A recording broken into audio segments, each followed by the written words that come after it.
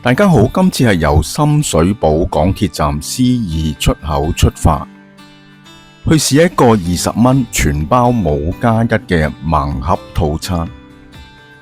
套餐有主菜、養生湯、有機菜、絲苗白飯同埋養生茶。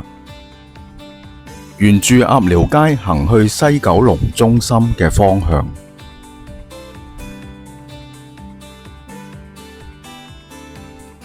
首先見到欽州街對面就係西九龍中心。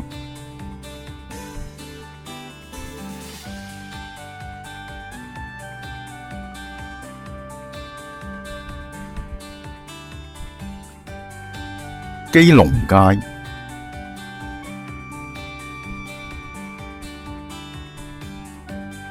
大南街、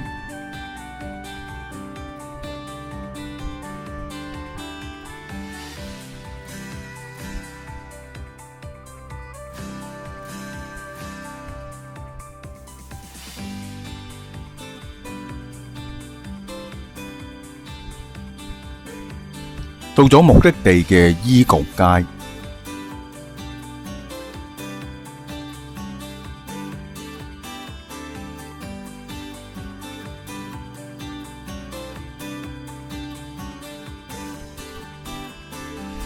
最後就去到呢間由社企經營嘅銀杏冰室。其實年幾前已經係嚟過銀杏冰室拍咗一條早餐嘅片。大家有興趣可以去返我嘅頻道睇返，亦都好歡迎免費訂閱我嘅頻道。銀杏冰室嘅內部幾乎係一眼睇晒，裝修係企企理理。呢張係午市嘅餐牌，午市時段係有6個半鐘頭咁長，由上晝11點去到下晝嘅5點半。屋企飯有2蚊嘅絲苗白飯同埋6蚊嘅番薯飯，飲品包括2蚊嘅羅漢果茶同埋牛蒡茶。幸福小碟就有2蚊嘅烚蛋同埋5蚊嘅老豆腐。咖喱套餐加埋養生素湯最平係30蚊起，白粥2蚊，番薯同埋南瓜粥都只係6蚊。套餐精選加埋養生素湯最平有3款，都係28蚊。餐廳仲有野味嘅蔥油椒鹽套餐。今次試嘅係幸福飯套餐，只有一款，就係編號801嘅銀髮碎餐，20蚊。呢個係盲盒套餐，所有嘢都係冇得揀，視乎餐廳當日提供乜嘢款式。但係如果顧客想預先知道，亦都可以問一下侍應。我就選擇唔問，睇下有冇驚喜。上次我嚟食早餐係用 QR Code 落單，今次再嚟已經全部改為寫紙仔，填返台號、人數同埋食品編號，交俾侍應就可以啦。我覺得呢個傳統嘅方法比起用 QR Code 更加快同埋直接，亦都更加適合呢一區大多數嘅顧客。12點19分落咗單，801幸福飯套餐20蚊。套餐嘅養生茶、有機菜、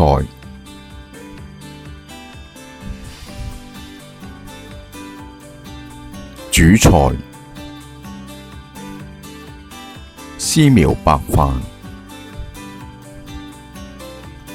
同埋養生素湯。今日嘅養生素湯似係蓮藕湯，冇湯渣，因為冇肉類，清清地幾順口。絲苗白飯軟硬度適中，比起某啲連鎖快餐店仲要好。今日嘅有機菜似係白灼嘅娃娃菜，少鹽冇油，清淡健康。今日嘅主菜係炒蛋，加咗蔥花同埋洋蔥，都係少鹽少油，有農家菜嘅風味，我覺得唔錯。至於今日呢款養生茶似係杜仲茶，幾有茶味。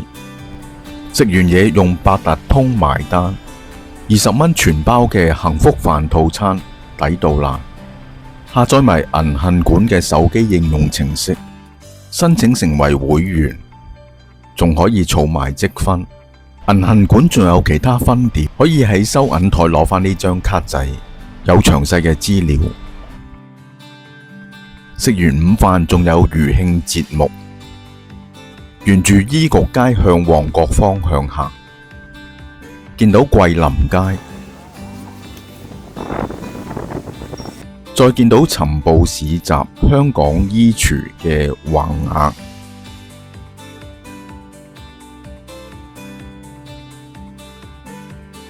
嚟到通州街，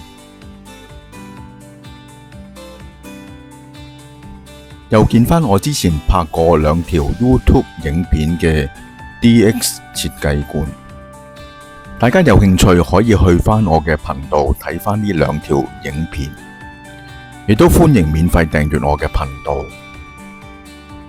既然經過，亦都順便睇下有啲乜嘢唔同咗。地下大堂換咗新嘅設計，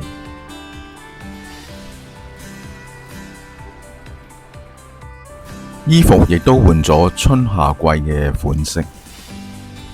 上次展覽就冇變，但樓上呢層就有新嘅設計。好快行咗個圈就離開 DX 設計館。展期呢2日仲有免費穿梭巴士嘅服務。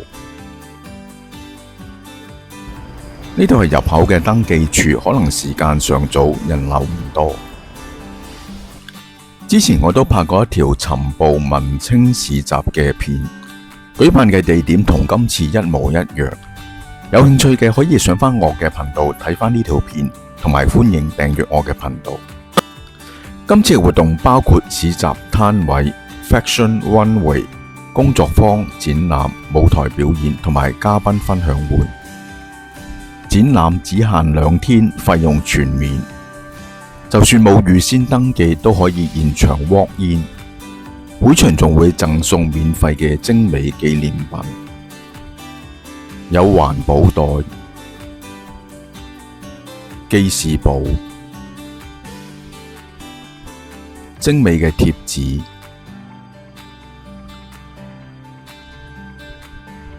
仲有 DIY 蓋章嘅小布袋。喺會場裏邊答啱問題，仲會有復古文藝物一對。今次展覽嘅協辦機構，呢度係時尚城古着服飾市集攤位。主辦機構之一善導會嘅理念同埋會員嘅一啲嘅故事。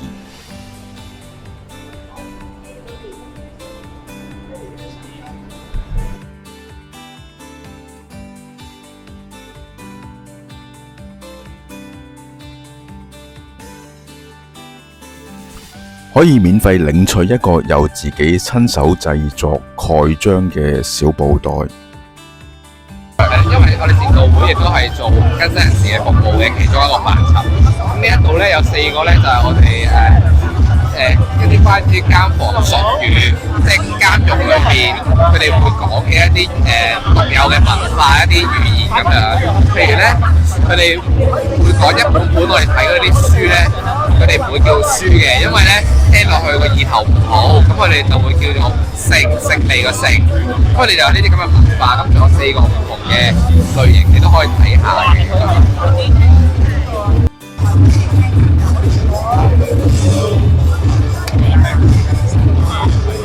你睇下你佢，係啦。呢個點報名？唔使報名啊，呢個係一個藏書空間啦，咁你諗。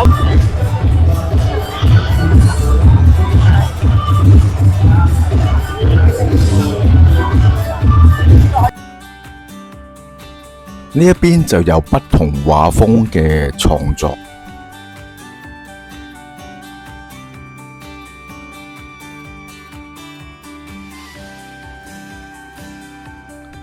呢邊相信就係 Fashion Runway 同埋舞台表演節目嘅地方，但係時間仲未到，冇機會睇到表演，有啲可惜。